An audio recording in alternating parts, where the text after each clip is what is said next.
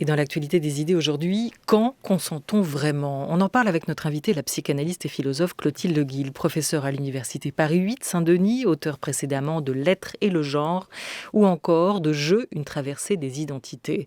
Elle publie ce mois-ci aux Presses universitaires de France « Céder n'est pas consentir, une approche clinique et politique du consentement ».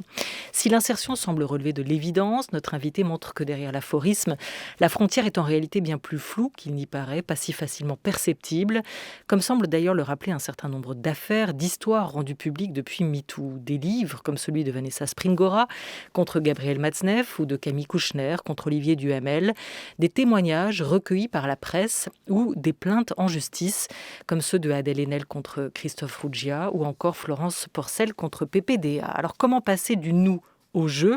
Elle écrit « Si la révolte du nous, les femmes, énonce un non, l'écriture du jeu explore l'ambiguïté d'un oui ». Bonjour Clotilde Guille. Bonjour Olivia Gesbert. Merci à vous d'être avec nous. À première vue, que révèlent toutes ces prises de parole successives pour vous ?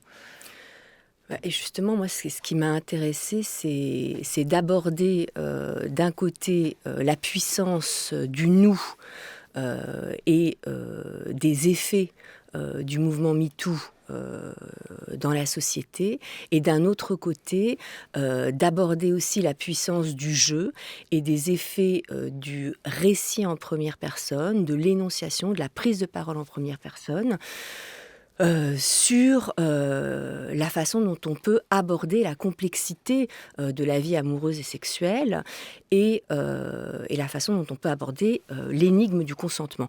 Parce qu'effectivement, je suis partie de cet aphorisme, comme vous dites, céder n'est pas consentir, en ne l'abordant pas, si vous voulez, simplement comme un slogan qui serait adressé à l'autre, mais en l'abordant comme une énigme pour soi-même, pour le sujet lui-même. Et c'est ce qui m'a beaucoup intéressée dans le récit de Vanessa Springora, Le consentement, c'est en effet qu'elle interroge son propre consentement et toute la part d'opacité qu'il y a dans cette expérience que chacun peut faire, d'ailleurs, homme ou femme, concernant le consentement. Oui, d'ailleurs, vous l'écrivez, l'énigme, cette énigme du consentement, elle va se nicher au plus profond de nous-mêmes, dans cette partie la plus intime du sujet.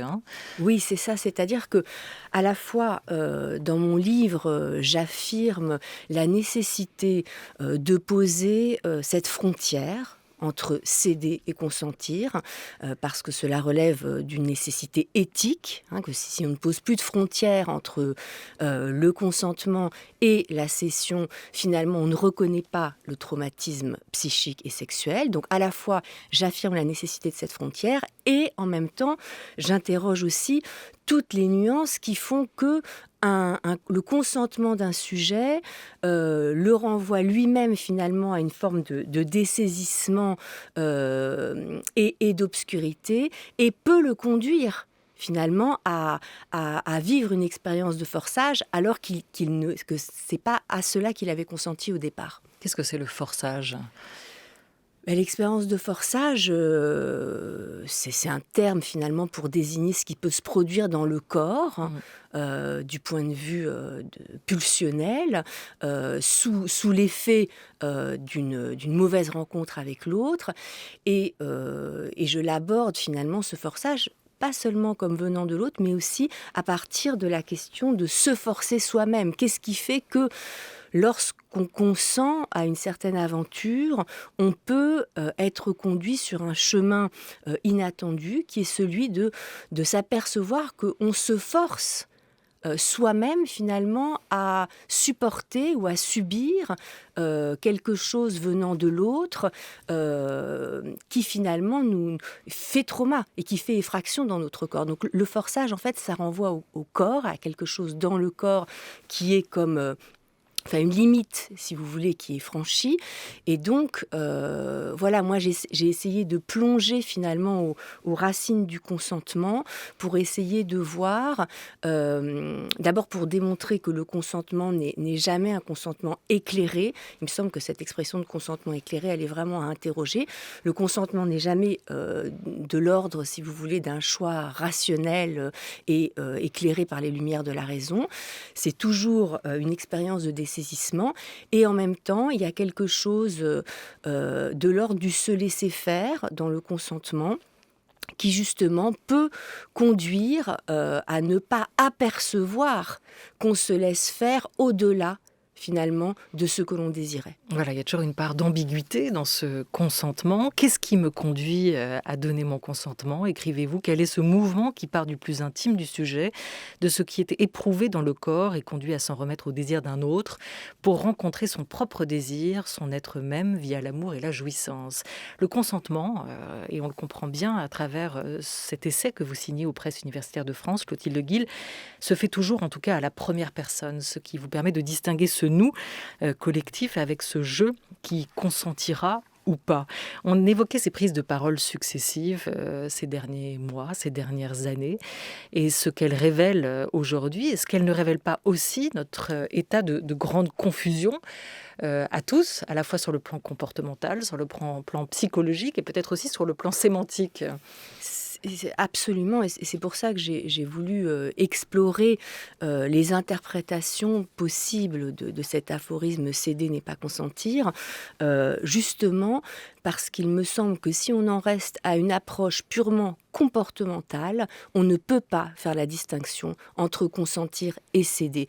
Ce n'est pas parce qu'un sujet du point de vue de son comportement, se voit éventuellement, disons, réduit au silence et qu'il ne parvient pas à dire non, qu'il consent. Donc, si vous voulez, l'approche comportementale, elle ne permet pas d'introduire cette nuance éthique, capitale, et je dirais même cette frontière entre consentir et céder. Et donc, disons que le mouvement MeToo, depuis ce nous collectif, me semble être un premier temps logique en fait, d'une grande transformation, qui ensuite permet ce second temps logique d'une interrogation en première personne, et notamment à travers la littérature, une interrogation sur le consentement, qui permet là, en effet, d'interroger toute cette ambiguïté et de faire des distinctions aussi, mais à partir du fait d'assumer cette ambiguïté. Depuis ce nous de la révolte, en tant qu'il a ouvert sur autre chose, écrivez-vous en direction du jeu, de la parole et de l'écriture, qui peut dire ce que la révolte seule ne dit pas. Ça a été le cas récemment avec un livre qui a déjà fait couler beaucoup d'encre et qui a été une prise de position importante. C'est celui de Camille Kouchner, auteur de La Familia Grande. On écoute l'auteur. L'inceste, l'emprise, la maltraitance des enfants, c'est vraiment partout, quoi. C'est vraiment dans tous les milieux. Moi, c'est mon contexte. Voilà, mon contexte, c'est celui-là, c'est avoir des parents connus, avoir un entourage connu, etc. Mais c'est pas ça qui fait l'inceste, hein.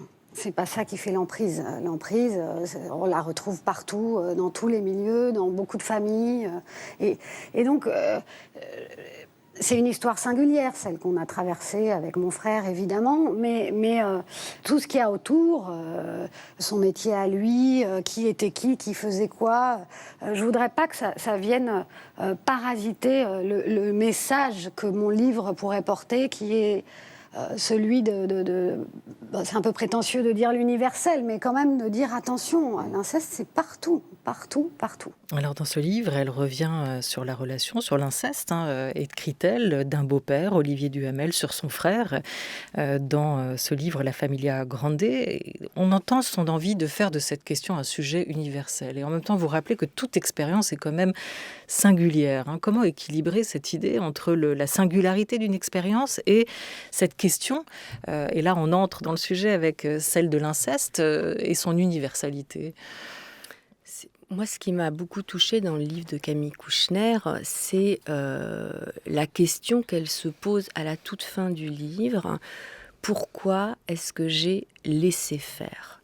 Et ça, c'est une question, le pourquoi se laisse-t-on faire, que j'explore dans mon livre, et finalement qu'elle fait venir aussi au jour, puisque elle-même n'a pas subi l'inceste, mais elle fait part de cette honte qui lui revient aussi d'avoir gardé le silence et d'avoir laissé faire ce qui était de l'ordre d'un abus.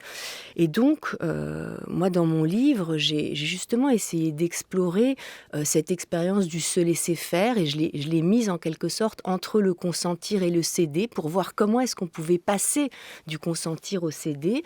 Et en même temps, j'essaie de montrer que on ne peut pas passer sa vie sans consentir et sans se laisser faire. On se laisse tous faire à un certain moment de notre vie, et que l'expérience amoureuse elle-même conduit à se laisser faire d'une certaine façon, à se laisser faire par la surprise d'une rencontre, par la surprise du désir.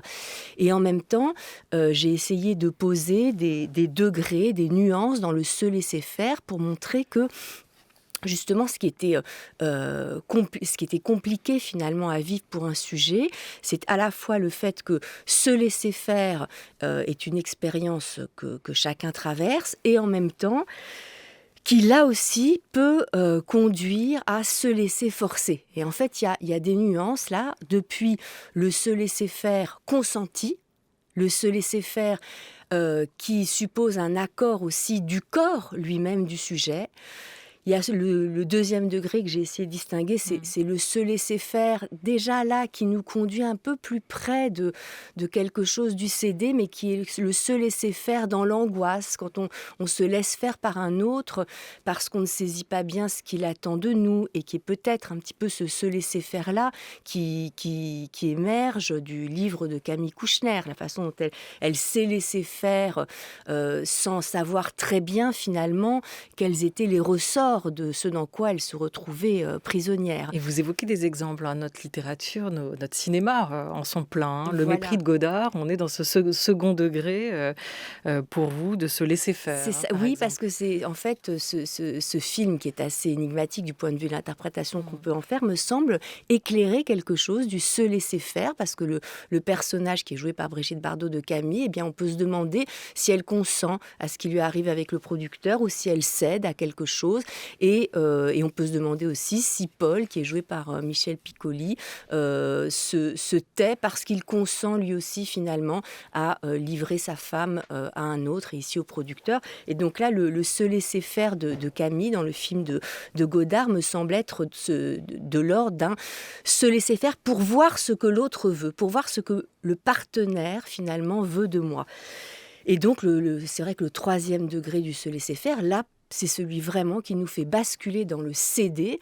Et là, effectivement, on n'est plus dans l'ambiguïté du consentement, dans la question dialectique du oui, du non, du vouloir, mais pas tout de suite. Là, on est dans quelque chose d'irréversible, et qui fait vivre au sujet une expérience qu'il ne peut pas nommer, qui le laisse en quelque sorte bouche cousue. Alors, se laisser faire, c'est une notion philosophique, psychanalytique, peut-être que vous analysez, mais pas une notion juridique. Le droit n'a pas défini ça, ou ne reconnaît pas cette question du laisser faire. Hein, d'où la difficulté, là encore, à faire frontière. Oui, c'est tout à fait ça. C'est pour ça qu'il me semble que seule cette approche, à partir de la psychanalyse, approche clinique, mais aussi une approche politique, à partir de la philosophie politique du consentement, permet d'éclairer cette zone très opaque, hein, qu'est l'expérience du se laisser faire. Alors l'article du Code pénal qui traite de l'inceste, ou plutôt de ces viols et agressions sexuelles qualifiés d'incestueux, ils le sont quand ils sont commis sur un mineur par un parent au premier degré, ou son conjoint. Qu'est-ce qui fait que l'inceste au-delà, qu'est-ce qui fait l'inceste au-delà même de ce que stipule le Code pénal? On va revenir sur une autre notion ambiguë, celle d'inceste consenti. Ces mots, ils avaient été prononcés, entre autres, par l'actuel ministre de la Justice quand il était avocat dans une affaire dont il avait la charge, et ils avaient fait vivement réagir l'écrivaine Christine Angot, elle-même victime d'inceste, rappelle des faits avec l'auteur sur France Inter. En 2012, il y a eu... Et alors, regardez comment on titrait à l'époque. Je vois, il y a un titre, « Au cœur d'un procès, l'amour qui dérange ». Bon, déjà, voyez comment ça commence. Bon. C'est l'histoire d'un homme qui a une femme, qui a 2 filles, qui a violé ces 2 filles quand elles étaient mineures, qui a continué à le faire avec l'une d'elles quand elle est devenue majeure. Ils se sont installés ensemble, ils vivent ensemble, ils ont un enfant. Le père et la fille ont un enfant. Très bien. Il y a une dénonciation qui vient d'une voisine ou je ne sais qui. Bon, ils se retrouvent en procès. L'avocat de la fille est Éric Dupond-Moretti, qui est notre ministre actuel, et qui plaide à ce moment-là l'inceste consenti.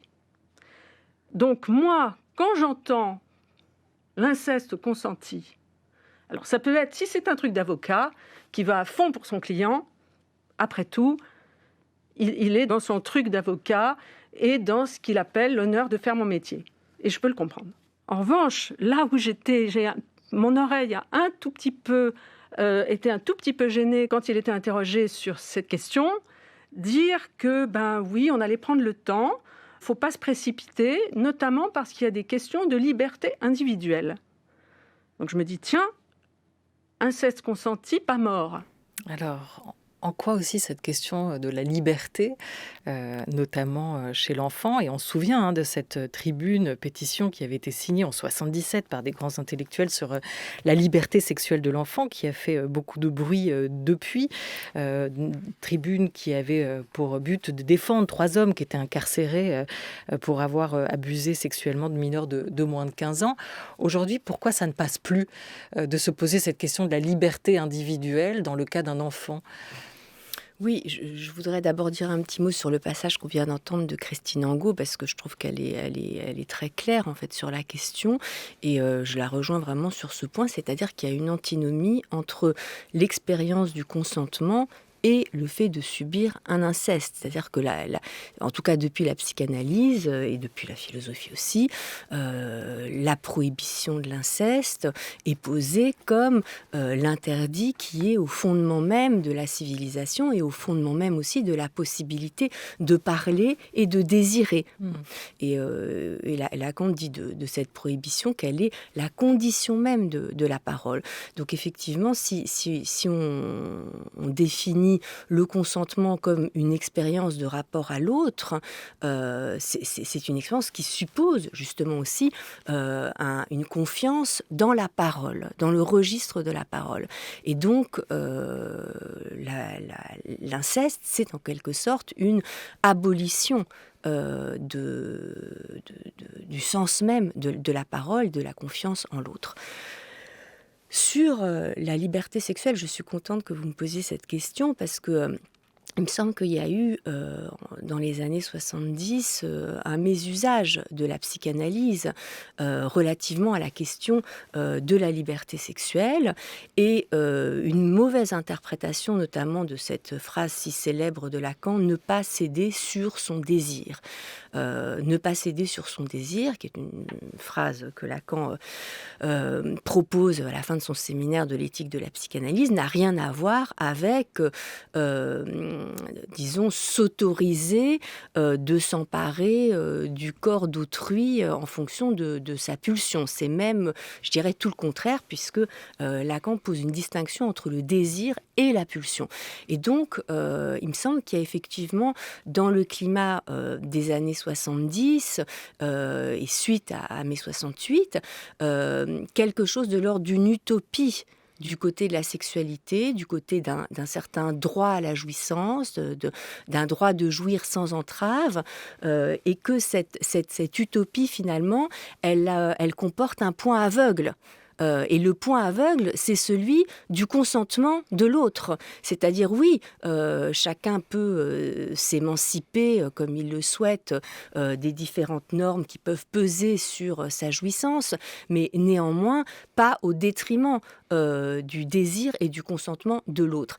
Et là, il me semble qu'il est important quand même de rappeler que la psychanalyse permet de poser cette distinction, parce qu'il y a eu aussi une mésinterprétation des théories de Freud sur la sexualité infantile. C'est pas parce que Freud a parlé de sexualité infantile qu'il faut penser que la sexualité infantile autorise l'adulte à assouvir ses pulsions sur le corps des enfants. Donc là aussi, il y a quand même une frontière, et cette frontière, elle a à voir avec le consentement, avec aussi le fait de prendre en compte l'emprise de l'autre.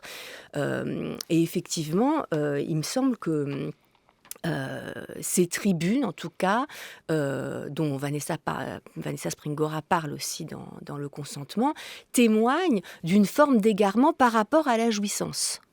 De cette époque, comme on disait, où tous les interdits devaient sauter. Ce qui est intéressant aujourd'hui, c'est qu'on explore à la fois ce que le consentement veut dire, quand est-ce qu'il est constitué, mais que tout est aussi difficile et reste celui de définir ce qu'est un non-consentement. Et là-dessus, là encore, le droit n'est pas forcément très précis. Refuser de consentir, ce n'est pas seulement refuser quelque chose à l'autre, mais souvent aussi à soi-même. Écrivez-vous, Clotilde Le Guil.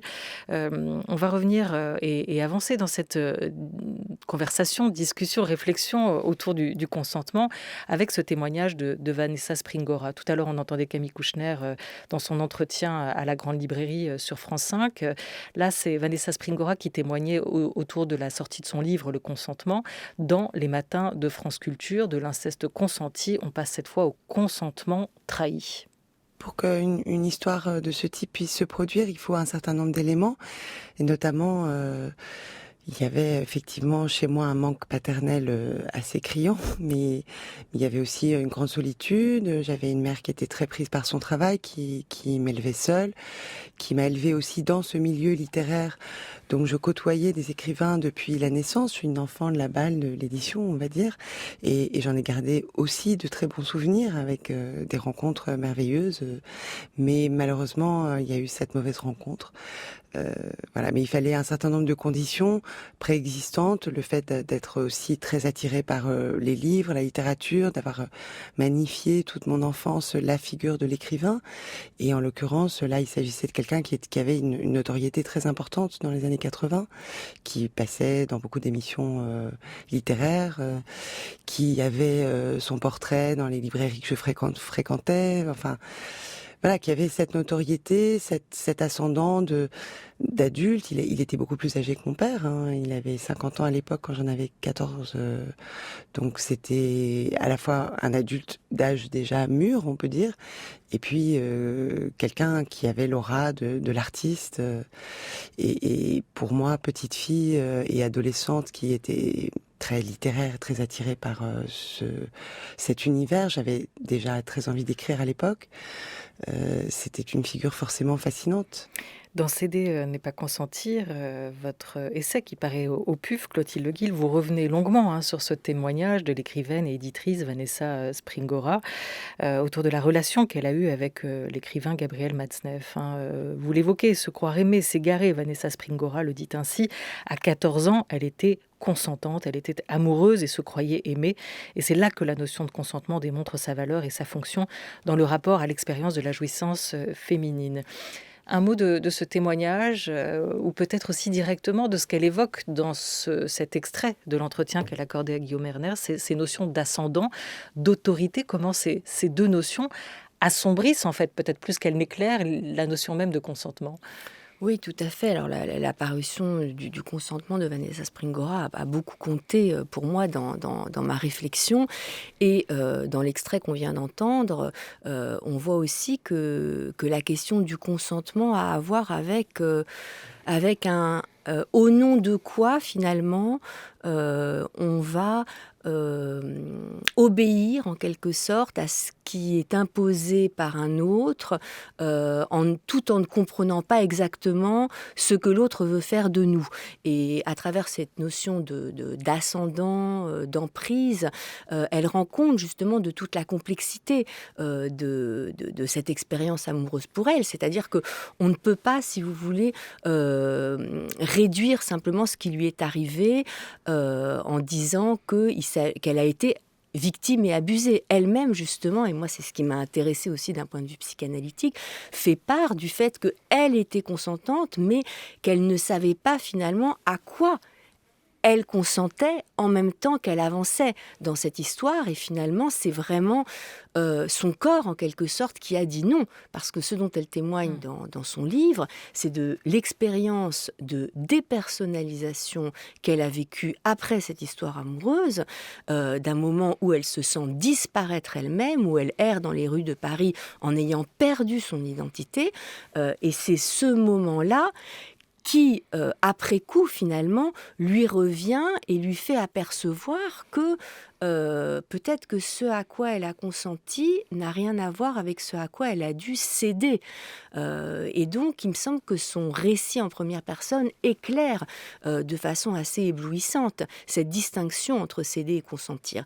Et finalement, je trouve qu'elle montre aussi en quel sens l'expérience amoureuse peut conduire à de folles concessions. C'est-à-dire, là, c'est encore un autre verbe qu'on peut introduire puisqu'on travaille sur les mots, là, avec le consentir, le se laisser faire, le céder. Et il y a aussi ce substantif de concession que j'ai voulu introduire parce que les concessions qu'on fait pour l'autre, à la fois sont des modalités de l'expérience amoureuse, mais là, dans le cas de Vanessa Springora, on voit très bien comment ces concessions peuvent confiner finalement à un forçage de soi-même. Voilà, céder, concéder, c'est pas pour rien que ces deux mots sont issus de la même famille. Pour Vanessa Springora, l'écriture a permis, près de 30 ans plus tard, de rendre compte de ce qui a pu se produire pour elle, d'expliquer comment ce consentement a pu advenir, interroger ce oui qui l'a conduite à faire aussi l'expérience, écrivez-vous, Clotilde Guil, d'un véritable abus. Cette question de l'écriture, elle est intéressante, elle l'est d'autant plus qu'elle va chercher, explorer peut-être un silence qui réside en chacun de nous. La question du silence et la question de cet objet livre qui permet des années plus tard de mettre en mots un ressenti. On l'écoute exprimé par la voix de l'écrivain Pascal Quignard. Il était l'invité de la Grande Table. Une chose sauvage dans la littérature, c'est le fait en effet de rester dans son secret. C'est de ne pas exprimer oralement, mais émotivement.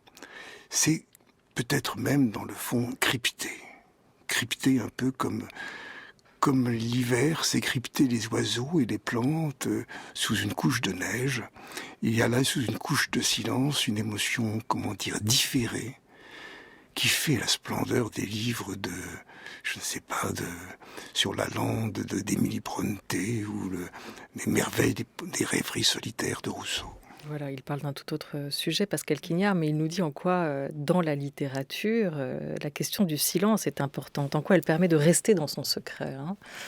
Dans son dernier livre, Pascal Quignard, justement, produit une très belle analyse du mythe de Thérée et Philomèle, qui est un mythe des métamorphoses d'Ovide, sur lequel je m'appuie également dans mon livre, puisque c'est l'histoire d'un viol et l'histoire d'une langue coupée et l'histoire d'un silence. Alors, c'est vrai que Pascal Quignard montre magnifiquement comment est-ce que la littérature fait une place aussi au silence, d'une certaine façon.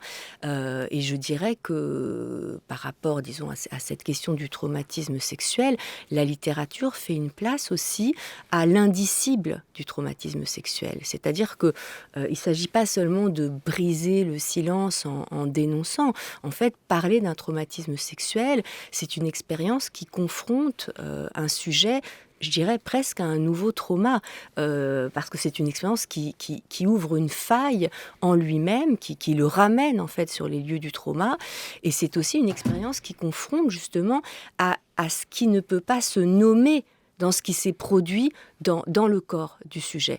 Et donc là, je trouve que la littérature a vraiment une fonction, celle de pouvoir inventer une langue singulière pour dire les effets d'un traumatisme psychique et sexuel sur le corps et sur un sujet, pour finalement ne pas taire en quelque sorte ce qui est indicible, mais en même temps montrer à quel point il faut s'arracher au silence pour prendre la parole et pour mettre des mots sur cette expérience du cédé. Beaucoup de témoignages, une plainte aussi contre l'animateur de TF1, ex-animateur Patrick Poivre d'Arvor. La justice n'est pas encore intervenue, mais juste sur sa réaction à lui devant les caméras de l'émission Quotidien. Il disait des petits bisous dans le cou, de la séduction. Séduire, l'époque, la jeune génération aujourd'hui n'accepte plus ça. Est-ce que cette question du consentement, elle est aussi temporelle? Est-ce qu'elle dépend de l'époque dans laquelle on est? Est-ce qu'il y a des frontières qui sont en permanence aussi évolutive en fonction des mœurs du moment? Mais je ne pense pas que la jeune génération n'accepte plus la séduction, justement, et c'est aussi pour ça que j'ai écrit ce livre sur cette distinction. Je pense que tout ce qui est du registre de la séduction, de la rencontre sexuelle, de l'émoi consenti dans le corps est tout à fait joyeux et recherché par chacun, et que l'expérience d'être forcé et de subir un traumatisme sexuel n'a rien à voir avec le fait de pouvoir vivre une expérience amoureuse et sexuelle qui commence par de la séduction. Je pense que là, il y a quelque chose de l'ordre d'une mauvaise foi dans le fait de présenter les choses comme ça, et ça montre justement que cette distinction entre céder et consentir, finalement, elle peut être niée par l'autre, qui fait comme si finalement le qui ne dit mot avait été à un consentement. Le qui ne dit mot qui peut être l'effet d'une emprise, l'effet d'un effroi, l'effet d'une mauvaise surprise, et qui n'est pas de l'ordre d'un consentement. Et donc là, il me semble que justement, ce qui est plus intéressant, c'est de s'apercevoir que personne ne peut dire à ma place si j'ai consenti ou pas, et que c'est effectivement au sujet, en première personne, de pouvoir dire quelque chose de son consentement éventuellement trahi, ou éventuellement de la façon dont il s'est retrouvé pris dans une expérience traumatique. Merci beaucoup Clotilde Guil. Un mot juste dans l'actualité, une proposition de loi a été votée à l'unanimité en première lecture qui vise à protéger les mineurs des crimes et délits sexuels et de l'inceste. Quand un adulte dira le gamin ou la famille était consentante, il ne sera pas entendu parce que nous mettons un seuil, et c'est une avancée considérable. En deçà de 15 ans, un agresseur sexuel, qu'il soit homme ou femme, ne peut pas soutenir qu'il y a consentement. Voilà comment a traduit le garde des Sceaux Éric Dupond-Moretti cette proposition de loi votée donc en première lecture. Et puis juste évoquer pour les auditeurs le fait que vous revenez aussi sur l'importance de l'approche politique qu'on n'a pas le temps de développer aujourd'hui, Clotilde Guil, dans cet essai. Et c'est passionnant comment le modèle du consentement républicain éclaire aussi cette question du consentement. Céder n'est pas consentir, ça paraît au PUF. Un grand merci à vous. Merci beaucoup d'être venus autour de cette grande table. Un grand merci à toute l'équipe, à Jean Bulot et Jean-Christophe Brianchon avec Laura Dutèche-Pérez pour la grande table des idées, Aurélien Delacroix et Henri Leblanc pour la grande table culture. À la réalisation aujourd'hui, c'était Thomas Beau avec Ludovic Auger.